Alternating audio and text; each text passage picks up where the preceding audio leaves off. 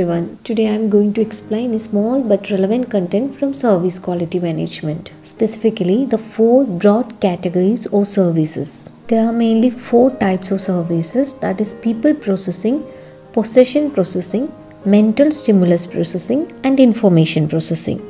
You might be studied about marketing, but in that subject we are giving dominance to products. But here we are talking about services, okay? You can observe the significance or relevance or importance of the service sector by observing the GDP contribution of the sector. Similarly, employment contribution. That is, you can observe that agriculture contribution to our GDP is only 16% and industry sector that is only 31%, and in the case of service sector the contribution is more than 50%. Okay. When we talk about the emergence of service economy, there is pre-industrial period, then industrialization and post-industrial period. The pre-industrial period, of course, agriculture dominated. Then in 1950, industrialization happened. At that time, people's life is surrounded by machines and factories. And then comes service economy.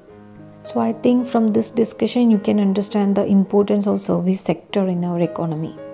When we talk about the characteristics or main features of services, the first one is intangibility. That is, we can't see, we can't touch, we can't smell or taste the services. Only we can experience. In some services, we can observe the dominance of intangibility like teaching, consulting, counseling, etc. At the same time, for some services, there will be some tangible components like restaurant service.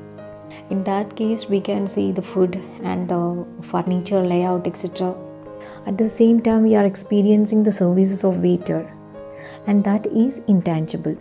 So in the case of services, we can form a tangibility intangibility continuum, that is a tangibility intangibility spectrum. Okay. Of course, there are more service features like perishability, inseparability, heterogeneity, but here I am limiting my explanation only to this service feature, that is intangibility, because service classification based on this tangible actions and intangible actions. Okay, see this table. First one is people processing services. That is, if the service is directed at people's bodies, it means a people processing service. For example, hairstylist, passenger transportation, healthcare. In these cases, customers must physically enter the service system because they are integral part of the process. That is, customer must enter the service factory or customer presence is necessary. In other words, the presence of the customer in the physical location is must. Not only that, active cooperation of the customer is needed in the service delivery process. For instance, if you are going to a parlor for a manicure service, you would have to cooperate with the manicurist by specifying what you want, sitting still and presenting each finger for treatment when requested. Okay, so that's all about people processing. Okay, next category of service is possession processing. That is, services directed at physical possessions. That is, tangible treatment for some physical possession. In earlier case, that is in people processing, the tangible actions directed at people's bodies. Here, the services directed at physical possessions. Physical possessions like our house, maybe our car, maybe our computer or smartphone, etc. See, in people processing services, the production of service and consumption of service that is simultaneous. That is, production consumption process is simultaneous. That is, at the same time it is happening. But here some flexibility is allowing to the service firm. That is, customer involvement is less. That is compared to people processing services. Okay, the involvement may be limited to just dropping off or collecting the item. So here, production and consumption of service can be described as separable. But sometimes the customer may prefer to be present during service delivery. Okay, so we can say this example: laundry and dry cleaning, repair and maintenance.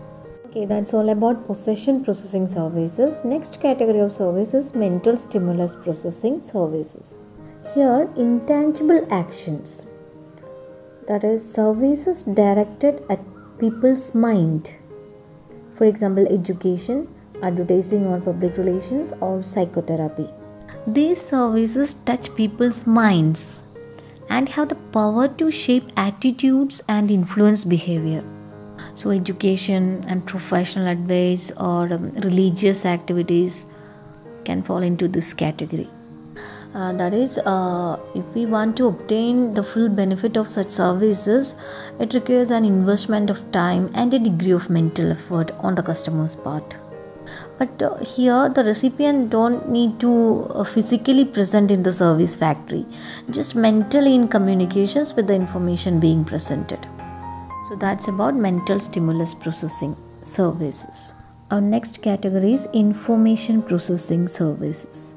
Here, if services directed at intangible assets, the services is said to be information processing. Okay. As you know, information is the most intangible form of service output, but it can be transformed into more permanent and tangible forms like letters, reports, books, or files in any type of format. Some services are highly dependent on effective collection and processing of information. That is financial and professional services such as accounting, law, marketing research, management consulting, and medical diagnosis. So sometimes it will become difficult to tell the difference, or it is difficult to distinguish between information processing and mental stimulus processing services. For example, if a stockbroker performs an analysis of client's brokerage transaction, it seems like information processing. But the result of this analysis is used to make a recommendation about the most suitable type of investment strategy for the future. It would seem like mental stimulus processing. So, for simplicity, we will periodically combine our coverage of mental stimulus and information processing services under the umbrella term of information based services. Okay. So in this video we have seen the 4 broad categories of services, that is people processing services, possession processing services, mental stimulus processing services, and information processing services. Hope you clear the concept. Thank you for watching and stay safe.